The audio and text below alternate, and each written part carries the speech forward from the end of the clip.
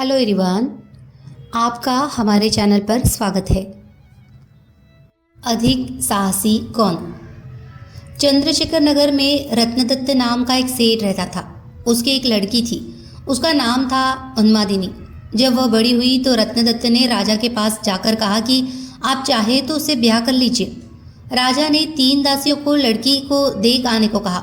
उन्होंने उन्मादिनी को देखा तो उसके रूप पर मुग्ध हो गई, लेकिन उन्होंने ये सोचकर कि राजा उसके वश में हो जाएगा, आकर कह दिया कि वह तो कुलक्षणी है।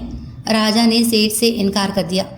इसके बाद सेठ ने राजा के सेनापति बलभद्र से उसका विवाह कर दिया। वे दोनों अच्छी तरह से रहने लगे।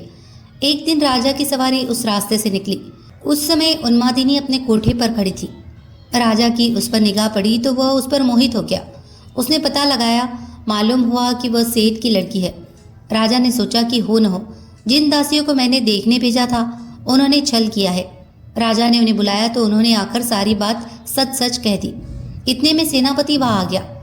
उसे राजा की बेचैनी मालूम हुई। उसने कहा, स्वामी, उन्मादिनी को आप ले लीजिए। राजा ने गुस्सा होकर कहा, क्या मैं अधर्मी हूँ जो पराई स्त्री को ले लूं? राजा को इतनी व्याकुलता हुई कि वह कुछ दिन में मर गया। सेनापति ने अपने गुरु को सब हाल सुनाकर पूछा कि अब मैं क्या करूं?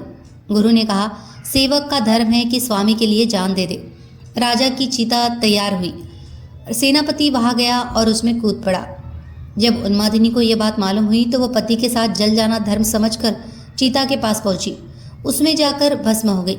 इतना कहकर बेताल ने पूछा, राजन बताओ, सेनापति और राजा में कौन अधिक साहसी था? राजा ने कहा, राजा अधिक साहसी था, क्योंकि उसने राजधर्म पर दृढ़ रहने के लिए उन्मादिनी को उसके पति के कहने पर भी स्वीकार नहीं किया और अपने प्राणों को त्याग दिया।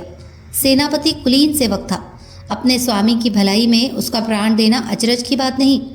असली काम तो राजा ने किया, प्राण छोड़कर भी राजधर्म नहीं छोड़ा।